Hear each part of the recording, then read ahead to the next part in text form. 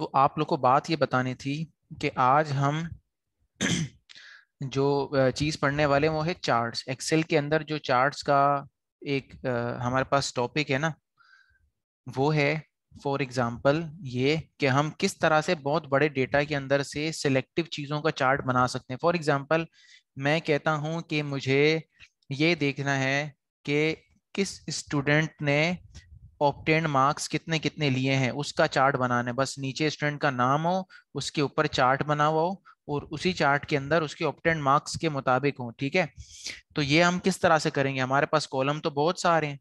अगर मैं इन सारे कॉलम्स को सिलेक्ट करके चार्ट बना लूंगा तो चार्ट तो ऐसा बन जाएगा कि कुछ समझ ही नहीं आएगा। ठीक है, तो एक चार्ट के अंदर ज्यादा से ज्यादा दो कॉलम्स, कम से कम दो कॉलम्स चाहिए होते हैं। तो हम कम से कम स्टूडेंट के नेम्स और उसके ऑब्टेन्ड मार्क्स के जरिए उसको कैलकुलेट करेंगे। अब ये कैसे होता है ये भी आप जरा देख लें। मैं यहाँ पे कहता हूँ एक स्टूडेंट है, उसका नाम है अली, उसकी क्लास है नाइन्थ, उसके मार्क्स हैं उर्दू के अंदर 56, इंग्लिश के अंदर 74 और बाकी मैथ के अंदर 83। टोटल कितने हैं भाई उसके मार्क्स? 300 हैं, क्योंकि ईच पेपर, हर एक पेपर 100 मार्क्स का है। इसके भी 100, इसके भी 100 और इसके भी 100, तो टोटल 300 मार्क्स थे। जिसमें से उसने कितने लिए ये कैसे मालूम करूंगा मैं? सम करके। ठीक है, मैंने कहा यहाँ से लेके यहाँ तक ये सब कुछ सम हो जाए। फिर यहाँ पर बात आती है परसेंटेज निकालने की। तो परसेंटेज में ऐसा कर देता हूँ मैं, is equal to obtain marks divide by total marks. तो यहाँ पे परसेंटेज बता रहा है, मैंने इसी परसेंटेज को परसेंटेज का टाइप लगा देना है। ये मैंने इसके ऊपर टाइप लगा दिया।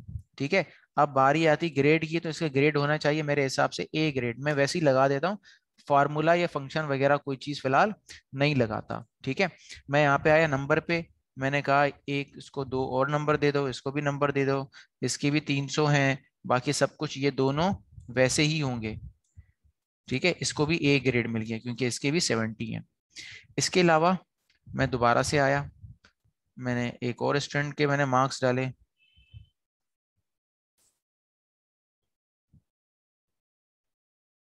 मैंने इन तीनों चीजों को एक साथ भी क्या कर सकता हूं? सीरीज बना सकता हूं। ठीक है, अब मैं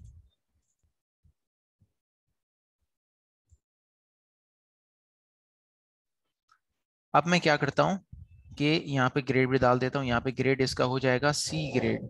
ठीक है, यह इसका हो जाएगा डी ग्रेड। ठीक है, मैं यहाँ पे नाम डाल देता हूँ, इरफान 10th। ठीक है, फैसल, मैं ऐसा कर देता हूँ 5th क्लास। ठीक है, अब समझ में आया आप लोगों को कि मैंने क्या करने जा रहा हूँ यहाँ पे? मैं यहाँ पे एक छोटा सा, मतलब ये बना लिया डेटाबेस। डेटाबेस बनाने के साथ साथ अब वो बंदा मुझे कह रहा है कि भाई आपने अपनी तमाम स्टूडेंट्स में देखना है कि सबसे ज्यादा मार्क्स या परसेंटेज या वट एवर जो भी है वो सबसे ज्यादा किसने लिए हैं। अब वो बताने के लिए वो क्या कह रहा है, भाई मुझे स्टूडेंट का नाम बताओ और मुझे उसका, और मुझे उसके बता दो आप ऑब्टेन्ड मार्क्स। मैं ऑब्टेन्ड मार्क्स को देख के, ठीक है, मैं बोलूंगा कि भाई सबसे ज्यादा जो है हमारे स्कूल के अंदर ऑब्टेन्ड मार्क्स इसने लिए हैं, या फॉर एग्जांपल परसेंटेज इसने लिए, क्योंकि परसेंटेज के ऊपर होता है, क्योंकि ऑब्टेन्ड मार्क्स अलग अलग होते हैं ना हर एक क्लास के। फॉर एग्जांपल मैं कह रहा हूँ कि पूरे स्कूल के अंदर सबसे ज्यादा परसेंटेज किसने लिए, तो मैं ये देख लेता हूँ। तो इसके लिए मैं क्या चूज करूंगा? स्टूडेंट का नेम और परसेंटेज। इसको सेलेक्ट करने का एक तरीका है, मैंने पहले नाम सेलेक्ट किया, फिर कंट्रोल का बटन दबा के परसेंटेज सेलेक्ट कर दी इन तीनों की। जिन तीनों के नाम सेलेक्ट किए उन पर देखें, यहाँ पे मैं कुछ नहीं कर रहा, मैं डायरेक्ट माउस से यहाँ पे क्लिक कर रहा हूँ। क्लिक करके छोड़ दिया, फिर कंट्रोल का बटन दबाया और फिर मैंने परसेंटेज तीनों की सेलेक्ट कर ली। यहाँ पे इन तीनों को सेलेक्ट करने के बाद मैं क्या करता हूँ, मैं आता हूँ यहाँ पे इंसर्ट में, मैं आ गया चार्ट में, इंसर्ट कॉलम चार्ट, और मैं कहता हूं कि मुझे एक 2D चार्ट बनाना है। मैंने इसको 2D चार्ट बनाया। अब देखें क्या हो रहा है, ये देखें, ये स्टूडेंट का नेम है, तीनों नाम नजर आ रहे हैं और ये उनके मार्क्स के बार्स नजर आ रहे हैं। ठीक है, देखो सबसे ज्यादा मार्क्स कितने हैं? किसके हैं? अली के हैं। तो अली के देखो ये थोड़ा सा इससे ऊपर है। मैं कहता हूँ मुझे इसमें नजर भी आ जाए तो मैं यहाँ पे लगा भी सकता हूँ डिजाइन वगैरह कुछ। जैसे कि मैं यहाँ पे डिजाइन में आया, मैंने कहा इसके ऊपर एनोटेशंस ये शो करवा दो।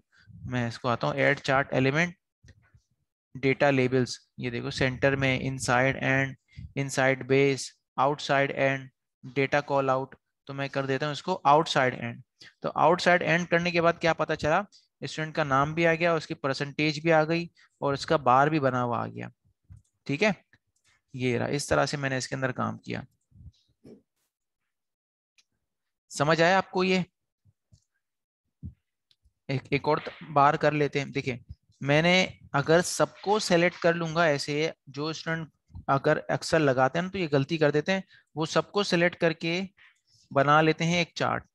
तो चार्ट को समझ ही नहीं आता कि मैंने बनाना क्या है। देखें ये आ रहा है इसके अंदर, ऐसे तो कुछ नहीं आ सकता। तो मैंने क्या करना है, हमेशा चार्ट में आपसे पूछता है कम से कम 2 कॉलम्स, कि आपने किस चीज से किस चीज को ढूंढना है। फर्स्ट वाली जो चीज होगी वो हमेशा कोई ना कोई लेबल होगी, मतलब किसी न किसी चीज का नाम होगा। यहाँ पे किसी बंदे का नाम, किसी जगह का नाम, किसी कंट्री का नाम, किसी भी चीज का नाम हो सकता है।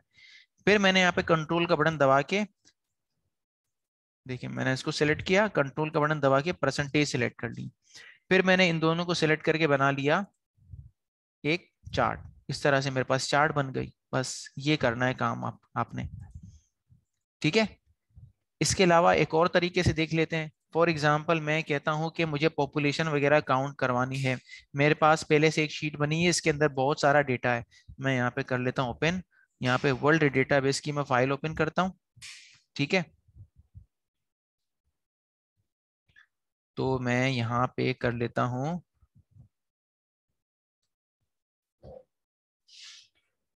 2 कंट्रीज का कर लेता हूँ, पाकिस्तान का और इंडिया का कर लेता हूँ। तो मैंने यहाँ पे सेलेक्ट किया, यहाँ पे लगा दिया मैंने फिल्टर। बहुत बड़ा डेटा है, फॉर एग्जांपल मैं कंट्री कोड लगा रहा हूँ। मैंने कहा कि पाकिस्तान, पाकिस्तान का आ गया। ठीक है, मैंने कहा कि पाकिस्तान के अंदर कौन सी लैंग्वेज कितनी परसेंटेज में बोली जाती है। तो इसका मुझे एक चार्ट बनाना है। तो मैंने नामों को सेलेक्ट किया और उसके परसेंटेज को सेलेक्ट किया। ये करने के बाद मैं आ गया इंसर्ट में, फिर मैंने चार्ट पे क्लिक किया और इसकी मैंने चार्ट बना ली। इस तरह से देखो, ये आ गया आप समझ में कि ये काम किस तरह से हो रहा है हमारे पास। अगर आप चाहो तो इसकी पाई चार्ट भी बना सकती हो। पाई चार्ट में कम से कम चीजें हो तो ज्यादा बेहतर है, मतलब 2 से 3 नाम होने चाहिए बस। बहुत ज्यादा होगा तो पाई चार्ट बहुत डिस्टर्ब हो जाता है, बहुत छोटा सा बन जाता है। ये देखिए, देख रही हैं आप किस तरह से बन रही है। इस तरह इसमें 2 3 4 हो तो चलेगा, बहुत ज्यादा हो तो अच्छा नहीं लगेगा ये। इस तरह से चार्ट्स वगैरह चीजें बनती हैं। ठीक है, देखिए मैंने क्या किया, लेबल एक होना चाहिए, इसके अलावा नंबर 1 2 या 3 हो सकते हैं। फॉर एग्जाम्पल ये स्टूडेंट्स के हैं, ठीक है, ये स्टूडेंट का नेम है और ये इसके अलग अलग तरह के नंबर्स हैं, ये रहे। तो मैंने क्या किया, यहाँ से स्टूडेंट नेम के साथ सेलेक्ट किया और इनको भी मैंने साथ में सेलेक्ट कर लिया। फिर मैं आता हूँ इंसर्ट में, फिर मैं आता हूँ चार्ट में और एक चार्ट बना लेता हूँ। अब ये देखें क्या बता रहा है, ये कह रहे हैं ये मार्क्स इन उर्दू हैं तीनों के, मार्क्स इन इंग्लिश हैं तीनों के, और मार्क्स इन मैथ हैं। ब्लू वाला कौन सा है, अली का है, ऑरेंज वाला इरफान का है, ग्रे वाला फैसल का है। देखो सबसे ज्यादा किसने कौन से मार्क्स लिए, सबसे ज्यादा इरफान ने मार्क्स लिए किसके, इसके उर्दू के। देखें उर्दू में कितने हैं, 89 है। सबसे कम किसने लिए हैं, इसने लिए हैं, फैसल ने। किसके अंदर, मैथ के अंदर। देखो फैसल के मैथ के मार्क्स सबसे ज्यादा कम है, ये रहा 23। तो समझ आया इस तरह से। तो चार्ट वगैरह जब भी कुछ लगाना हो तो इस तरह से लगाते हैं। और भी चार्ट के बहुत सारे ऑप्शंस हैं जो आपको ऐड चार्ट एलिमेंट में नजर आ जाएगा। फॉर एग्जांपल ये चार्ट का टाइटल है। अब यहाँ पर आपने लिखना है कि ये चार्ट आपने बनाया क्यों है। तो आपने ये बनाया, आपने कहा स्टूडेंट्स मार्क्स। ठीक है, ये बन गया। इसको कहते हैं चार्ट का टाइटल, चार्ट टाइटल। इसके बाद देखिए चार्ट टाइटल है, अबव चार्ट है, सेंटर ओवरले है, तो ये सेंटर वगैरह में कुछ ऐसे आ जाएगा। इसके अलावा ये देखिए यहाँ पे डेटा लेबल्स हैं। ठीक है, ये डेटा लेबल्स मैं ले आता हूँ, डेटा लेबल्स भी आ गए इसके अंदर। इसके अलावा डेटा टेबल देखें, विथ लेजेंड कीज या विथ नो लेजेंड कीज। इसमें देखो क्या हो रहा है, इसमें कलर भी बता रहे हैं कि कौन सा वाला कलर किसका है। विथ नो लेजेंड कर दूंगा मैं इसको, तो यहाँ पे कलर नहीं बताएगा, कलर सिर्फ नीचे बताएगा यहाँ पे। ठीक है। और नीचे देखो आपके यहाँ पे टेबल भी बनाकर दिखा रहा है, एक ही टाइम पे आपको चार्ट भी बना के दिखा रहा है और उसके साथ ही साथ आपको टेबल भी बना के दिखा रहा है, जिसको आप देख के इजीली इसको समझ सकती हैं, आप अपने काम वगैरह के हिसाब से इसको सेट कर सकती हैं। इसके अलावा एक यहाँ पे क्विक लेआउट्स भी हैं, मतलब अलग अलग तरह के आप लेआउट बनाना चाहो इसी चार्ट के, तो देखो ये सब अलग अलग भी हैं, पहले से बने बनाए मौजूद है यहाँ पे। ठीक है, तो आपकी मर्जी है, आप जिस तरह का भी इस्तेमाल करना चाहो। वैसे आप क्विक लेआउट में आओगे तो आपको बहुत सारे इसके और भी तरह के स्टाइल्स मिल जाएंगे। यहाँ तक क्लियर है?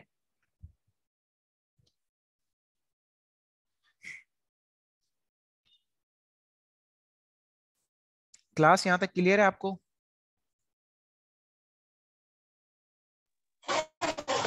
जी सर। तो मैं आपको एक चार्ट देता हूँ, वो आप बना लेना घर पे। ठीक है, कौन सा वाला चार्ट है, अब आप ये देख लें। ठीक है, आप आपका आज का ये काम है, आप लोगों ने आज ये काम करके सबमिट करवाना है। कौन सा वाला, ये मैं आपको दिखा रहा हूँ। आपके पास एक कहाँ गया, आपके पास मॉड्यूल 4 का असेसमेंट पैकेज है ना, जिसमें लिखा हुआ है accounting book keeping, maintain accounts book keeping नाम है इसका। जी हाँ, असेसमेंट पैकेज, ये मॉड्यूल 4 का असेसमेंट पैकेज है, देखें ये वाला है, ये लिखा हुआ है मेंटेन अकाउंट्स बुक कीपिंग। आपने ये वाला असाइनमेंट आज बनाना है। इसमें देखें ये एक्सेल की पिक्चर आ रही है, ये रही, ये एक्सेल का एक छोटा सा टेबल है और ये इसका चार्ट है। आप लोग देख लें जरा, मैं आपको इसकी पिक्चर सेंड भी कर दूंगा, ठीक है, क्योंकि जो आपको मैंने प्रिंट आउट दिया है वो तो ब्लैक एंड व्हाइट है, इसमें आपको पिक्चर भी इसकी नजर आ जाएगी, तो आप इसको इजीली देख के अपने पास बनाना है आपको ये। ठीक है, आपको सिर्फ क्या चाहिए, आपको आइटम का नेम यहाँ पे नजर आना चाहिए और इसकी परसेंटेज ऑफ सेल्स नजर आनी चाहिए, बस। इसमें सेल्स प्राइस, यूनिट्स, रिमार्क्स वगैरह कुछ भी नहीं चाहिए। बस ये चार्ट आपको इस तरह से दिखाना है, मतलब बनाना तो पूरा है, जब तक जाहिर सी बात है आप पूरा टेबल ये कंप्लीट नहीं करोगे तो ये नहीं बन सकता ना। तो इसमें आप लोग देखना कि किस किस तरह का डेटा इसमें चाहिए इस चार्ट को बनाने के लिए। ठीक है, यहाँ पे देखो, यहाँ पे इस इफ के फंक्शन के साथ ये हाई लो वगैरह भी आना चाहिए, ये परसेंटेज आ रही है, ये इसकी टोटल पर आइटम की सेल है और ये तमाम टोटल सेल्स की टोटल है। इसके अलावा हर एक चीज का यहाँ पे सेल्स प्राइस लिखा हुआ है, इस पर भी देखें एक तरह का फॉर्मेट लगा हुआ है, इस पर भी एक तरह का फॉर्मेट है, इस पर भी एक फॉर्मेट है। इसके अलावा ये नंबर्स हैं, ये नंबर्स आपस में सम किए हुए हैं। ठीक है, आप लोग उसको पढ़ पढ़ के जिस तरह है उसी तरह करना, बाकी ऊपर वाले पीच ट्री का ये मत बनाना आप लोग। ठीक है, ये मत बनाना, आपका यही असाइनमेंट है कि आज आपने ये बनाना है, ये एक्सेल पे बन जाएगा। ठीक है, अगर आप लोग इसको बनाना चाहो ना तो तकरीबन जिसको नहीं भी आता वो भी 1 घंटे के अंदर अंदर इसको बना सकता है। 1 घंटा मतलब बहुत ज्यादा है। अगर आप मुझसे बोलो कि मैं कितनी देर में बनाऊंगा तो मैं 10 मिनट के अंदर मैक्सिमम इसको बना सकता हूँ इजीली। ठीक है, समझ में आ गई आप लोगों को यहाँ तक बात? तो ये वाला आपका आज का असाइनमेंट है, और जिसने आज ये असाइनमेंट बना के सबमिट करवा दिया वो समझो मॉड्यूल 4 के अंदर एक्सेल वाले चैप्टर में कॉम्पिटेंट हो चुका है। ठीक है, तो आज आप लोगों ने ये बना के सबमिट करवाना है। ओके क्लास, यहाँ तक क्लियर हो गई बात आपको, या कुछ पूछना चाह रहे हो?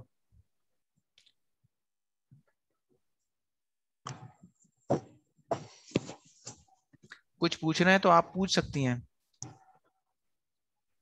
सर जी इसमें परसेंटेज वगैरह का फॉर्मूला लगेगा ना, ये जो सेल ऑफ पर लिखी हुई है?